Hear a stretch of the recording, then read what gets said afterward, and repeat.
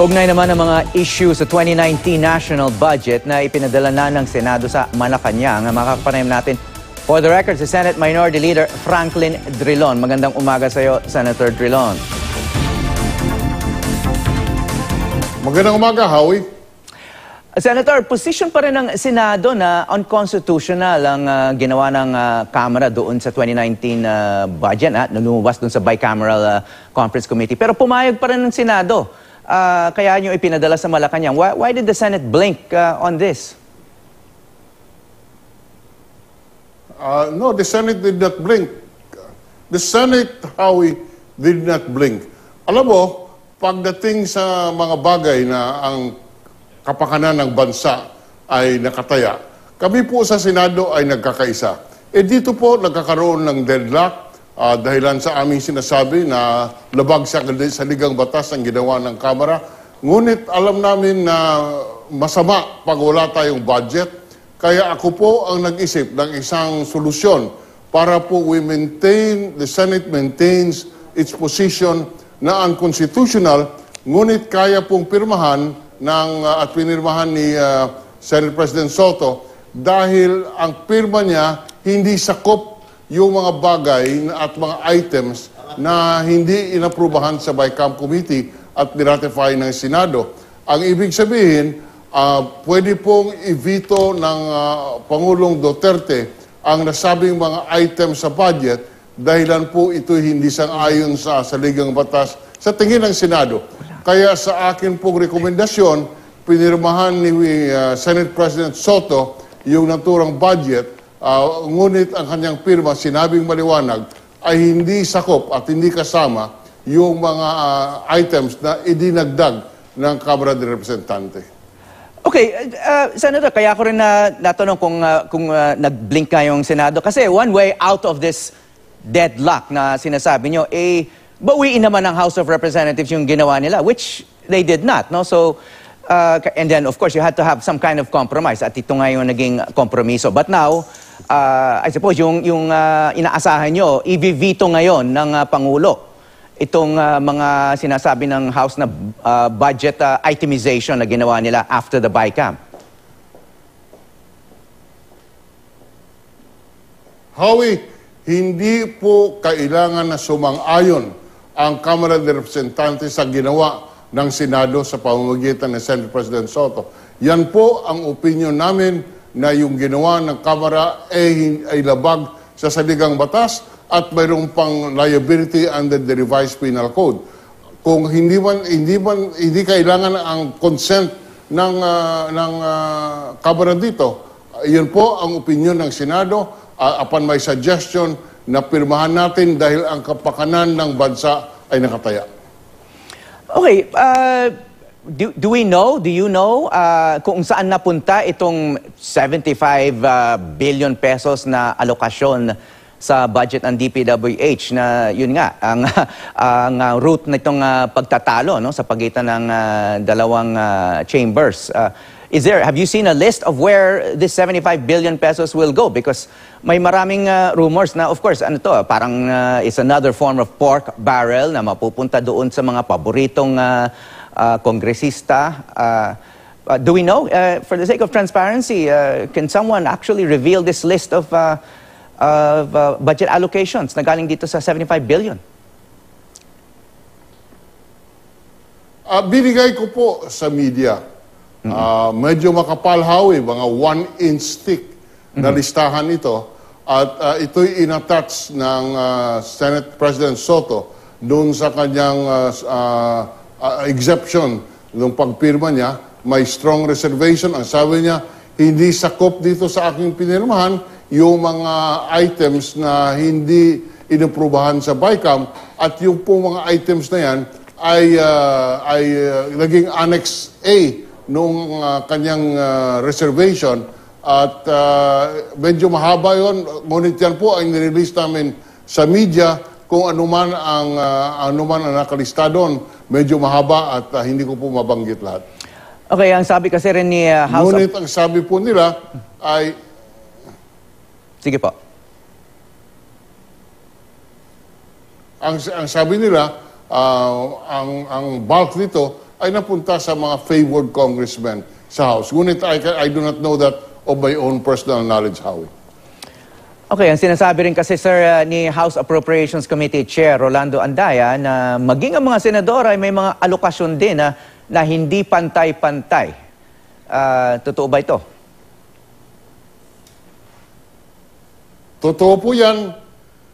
Totoo po yan, Howie. Ako bilang sa minoriya, mayroon din akong mga linagay na kailangan sa aking probinsya sa Iloilo. Yan po ay nilabas ko at binunyag ko for the sake of transparency.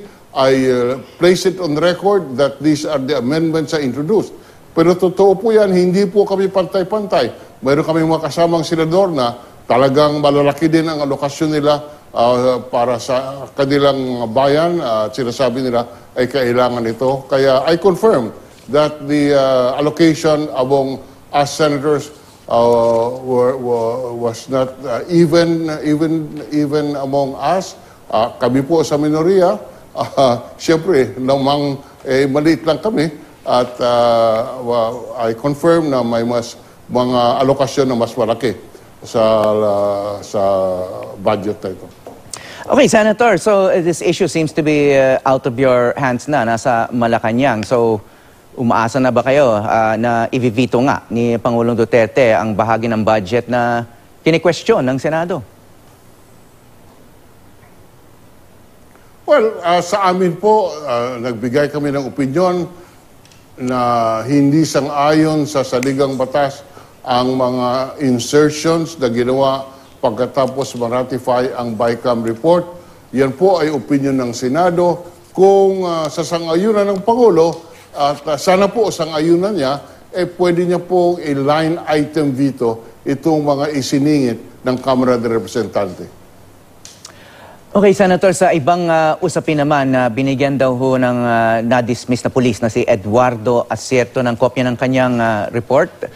Si Senador Ping Lacson, patungkol daw ito sa umano'y pagkakasangkot ng dating Presidential Economic Advisor na si Michael Yang sa droga. Dati na hong inimbestigahan ng Senado ang kampanya kontra droga. Sa tingin ninyo, ano ang dapat gawin sa mga aligasyon nitong dating pulis na si Asierto? Ako po'y pabor.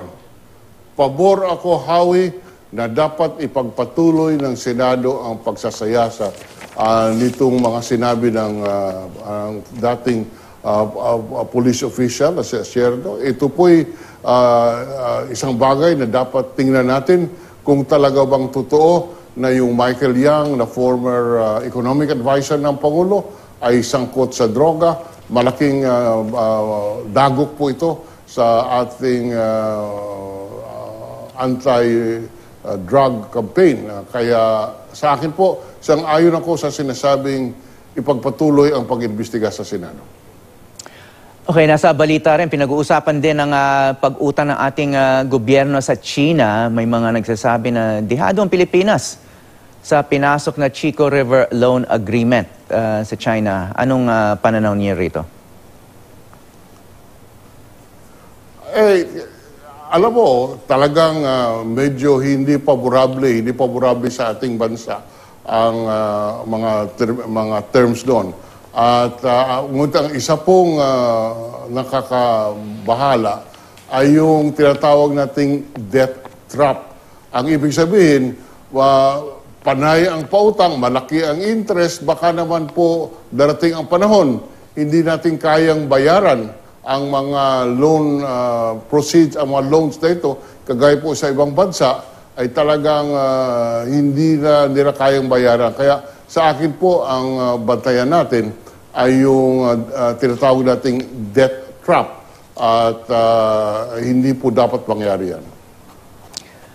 Okay, well, connected to this whole China issue, itong inihaing reklamo sa International Criminal Court ng dalawang dating senior officials ng nakaraang administrasyon, yung reklamo nga nila laban sa China. What do you think of this move, Senator? At meron kayang patutunguhan ito?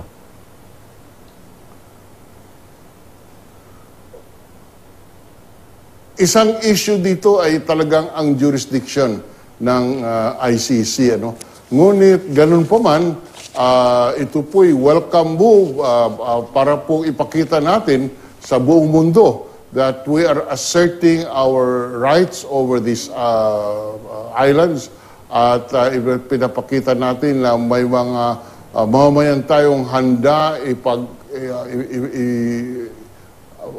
pag-alagaan ang ating sovereignty.